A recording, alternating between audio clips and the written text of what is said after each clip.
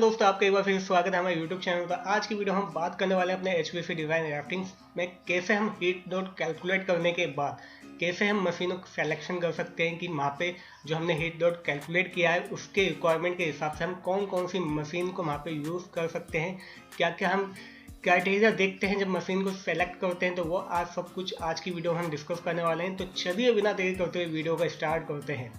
तो दोस्तों, सबसे पहले मैंने जैसे यहाँ पे आपको टॉपिक का नाम दिखाया हुआ है कि हमारा टॉपिक का नाम है सिलेक्शन ऑफ मशीन। जैसे हम सपोज कीजिए हमें जो हीट डॉट कैलकुलेट करना था वो इन सब स्पेस के इन सब रूम की हीट डॉट कैलकुलेट करना था। बेडरूम का कितना होगा, लिविंग रूम का कितना होगा, बेडरूम रूम का कितना होगा, मास्टर बेडरूम का कितना होगा, डाइनिंग रूम का कितना होगा, ये सब आपको हीट डॉट यहाँ का कैलकुलेट करना है।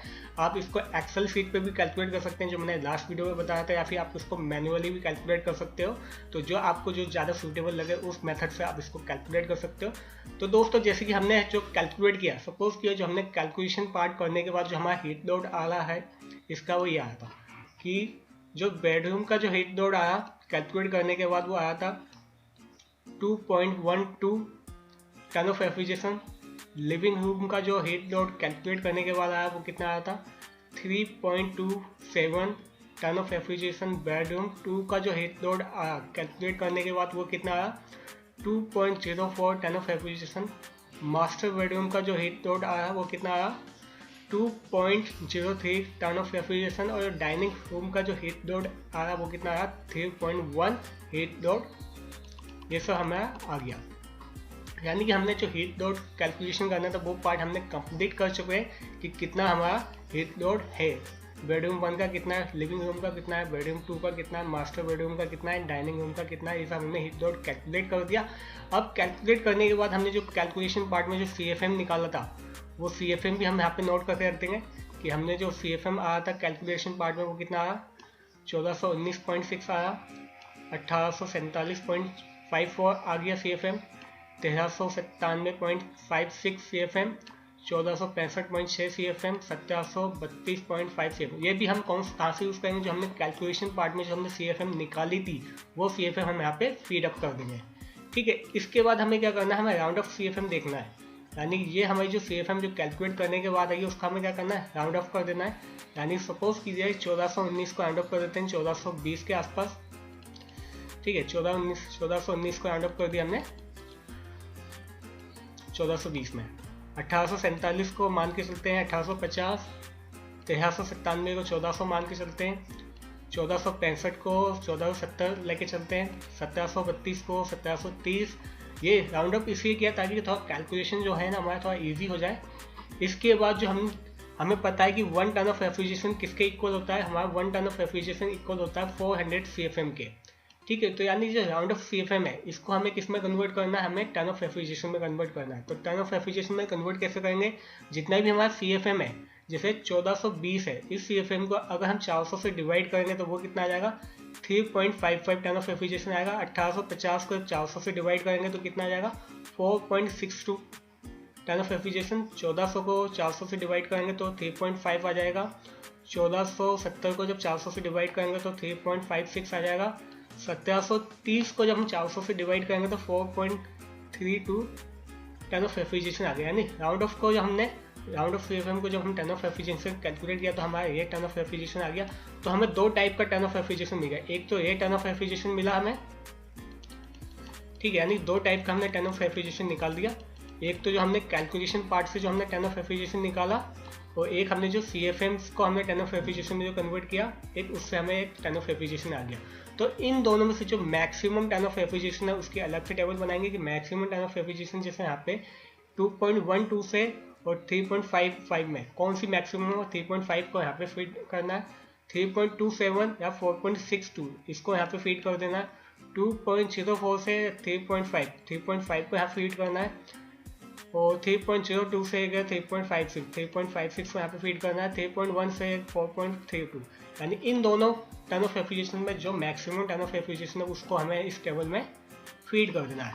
तो इस मैक्सिमम टन ऑफ रेफ्रिजरेशन निकालने के बाद अब पहले सपोज करते हैं कि हम जो हमारा बेडरूम है, लिविंग रूम है, बेडरूम 2 है, मास्टर बेडरूम है, डाइनिंग रूम है, तो इन सब स्पेस में हम कौन कौन सी मशीन यूज़ कर सकते हैं। सपोज कीजिए हमें सिर्फ विंडो एसी लगानी है या स्प्लिट एसी लगानी है वहाँ पे स्पेस में। तो बात करते हैं कि बेडरूम है, बेडरूम वन का टर्न ऑफ एफिशिएंसी हमने कैलकुलेट किया था वो कितना था, उसको हम जब भी हम विंडो एसी और स्प्लिट एसी को हम चूज़ करना है तो वो हम जो हमने कैलकुलेशन पार्ट में जो टर्न ऑफ एफिशिएंसी निकाला है उसके अकॉर्डिंग हमें वो चूज़ करना है। ये चीज़ ध्यान रखना है, जब भी हम विंडो एसी या स्प्लिट एसी को चूज़ करेंगे तो जो हमने कैलकुलेशन पार्ट में जो हमने टर्न ऑफ एफिशिएंसी निकाला था उसके अकॉर्डिंग ही हमें वो चूज़ करना है। ठीक है, तो देखो बेडरूम का आया था हमारा 2.12 टर्न ऑफ एफिशिएंसी आया था, तो वहाँ पे इस रूम में हम 2.5 की विंडो एसी या 2.5 की स्प्लिट एसी को इंस्टॉल कर सकते हैं। लिविंग रूम का आया था हमारा 3.25, तो 3.25 का हम या तो हम 3.5 का एक ही विंडो एसी या स्प्लिट एसी लगा दें, या फिर हम एक 1.5 का लगा दें, एक 2 टन का लगा दें, यानी 2 विंडो एसी भी हम वहाँ पे लगा सकते हैं या 2 स्प्लिट एसी भी हम उस रूम में लगा सकते हैं ताकि हमारी इफेक्टिव कूलिंग हो सके। या फिर हम 3.5 का एक विंडो एसी या स्प्लिट एसी यूज़ कर सकते हैं। जैसे बेडरूम 2 का हमारा जो आया था वो कितना आया था 2.04, तो अप्रोक्सीमेट 2 टन ही है, तो 2 टन का हम वहाँ पे विंडो एसी या स्प्लिट एसी लगा सकते हैं। इसी तरीके से मास्टर बेडरूम का जो आया था हमारा वो कितना आया था 2.03 आया था, तो 2.03 के हिसाब से हम देख देंगे यहाँ पे 2 टन का अप्रोक्सीमेट वहाँ पे भी विंडो एसी या स्प्लिट एसी हम यहाँ पे यूज़ कर सकते हैं। डाइनिंग रूम का कितना आया था 3.1 आया था, तो जैसे कि 3.1 का या तो हम 3 टन का या 3.5 टन का हम एक विंडो एसी अलग से लगाते हैं, या फिर दोनों को दो वहाँ पे मशीन लगा सकते हैं, 1.5 का भी लगा सकते हैं या 2 टन का भी लगा सकते हैं, दोनों को एक साथ भी लगा सकते हैं। या फिर 3.5 का अगर विंडो एसी आपको मार्केट में मिलता है या स्प्लिट एसी मिलता है या उसको भी वहाँ पे लगा सकते हैं, यानी कि उस लोड के हिसाब से हम वहाँ पे मशीन चूज़ कर सकते हैं।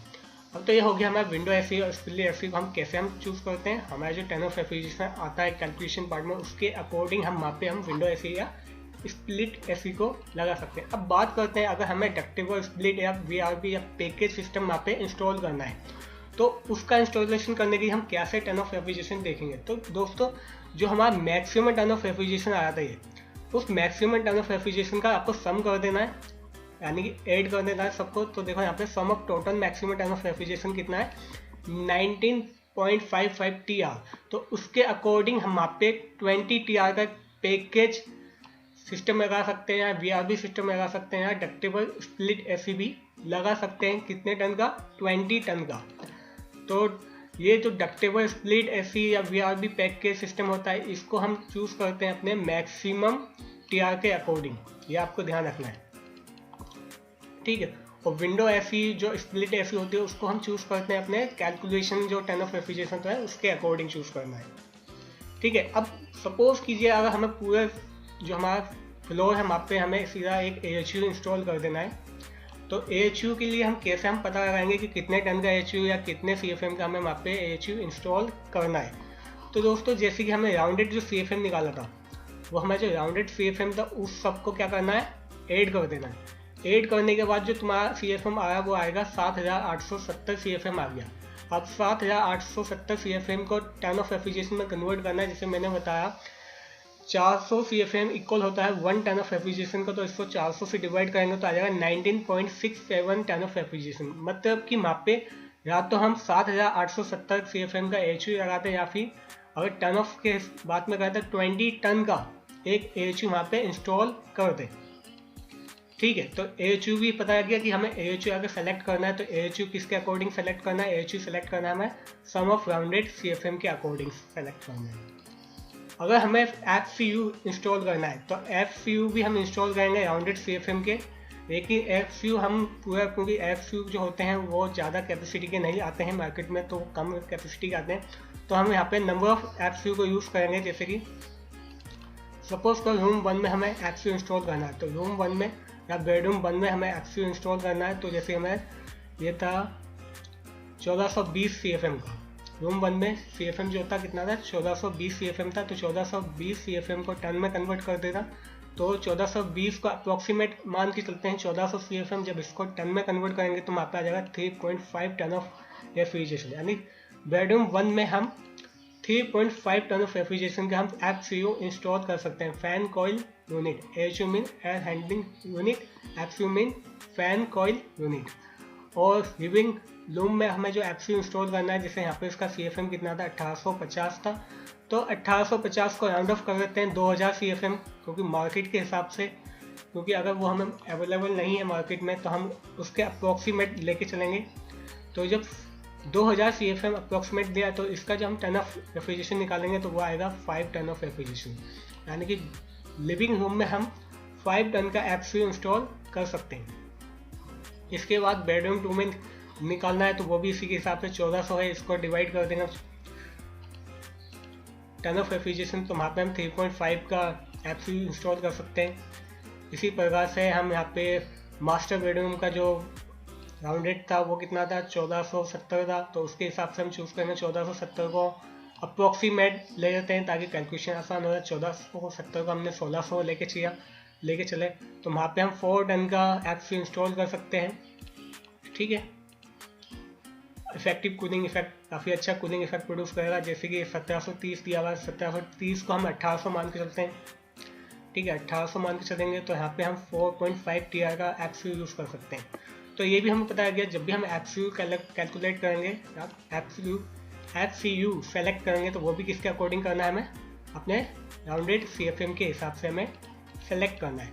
अब देखो, अगर हम AHU या एफसीयू वहाँ पे कहीं पे सिस्टम में इंस्टॉल करते हैं तो वहाँ पे हमें चिलर की रिक्वायरमेंट जरूर होगी, चिलर हमें वहाँ पे लगाना पड़ेगा। और सपोज किए हमने AHU सिस्टम लगा रखा है, तो AHU सिस्टम हमारा कितना है 20 टन का आता, तो हमें 20 टन का हम, क्योंकि हमारा AHU सिस्टम जो हमें वहाँ पे लगाया 20 टन का लगाया, तो 20 टन के हिसाब से हम जो चिलर वहाँ पे लगाएंगे वो कितना लगाएंगे, 20 टन के 2 चिलर वहाँ पे इंस्टॉल करेंगे। 2 चिलर इसे इंस्टॉल करते हैं ताकि एक वहाँ पे बैकअप के फॉर्म में लगा देते हैं कि एक चिलर 6 महीने काम करेगा, एक चिलर 6 महीने काम करेगा, ताकि ज़्यादा एफिशिएंट वे में वो काम कर सके। अगर एफसीयू लगाया तो एफसीयू के हिसाब से देखो, एफसीयू का अगर टन ऑफ रेफ्रिजरेशन जो आया था वो कितना आएगा, सम निकालेंगे इनका 3.55, 3.5, 4.5 इन सबको ऐड करेंगे तो आ जाएगा 20.5 TR टन ऑफ रेफ्रिजरेशन आएगा एफसीयू का। तो यहाँ पे जो हम चिलर यूज़ करेंगे वो 21 टन का 2 नंबर ऑफ चिलर यूज़ करेंगे। ठीक है, अब जब चिलर वहाँ पे यूज़ किया तो वहाँ पे हमें कूलिंग टावर की भी रिक्वायरमेंट होगी।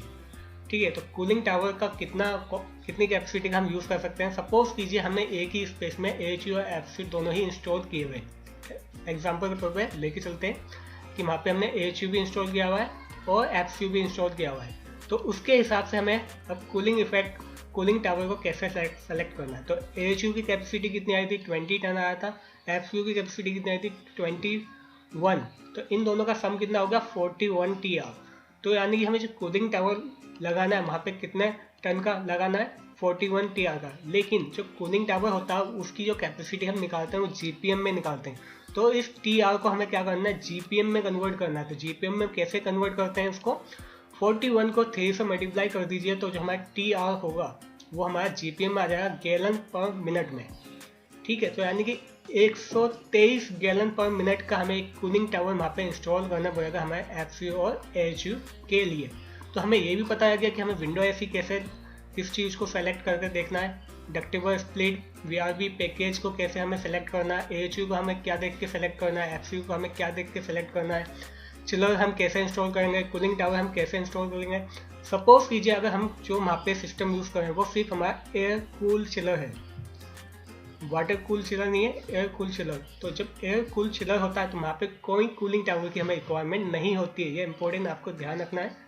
अगर हम वहाँ पे चिलर इस टाइप का यूज़ किया है जो एयर कूल चिलर है तो वहाँ पे हम कूलिंग टावर की रिक्वायरमेंट नहीं है, क्योंकि चिलर वो कूलिंग टावर सिर्फ वहीं पे यूज़ करते हैं जहाँ पे चिलर हमारा कौन सा होता है वाटर कूल।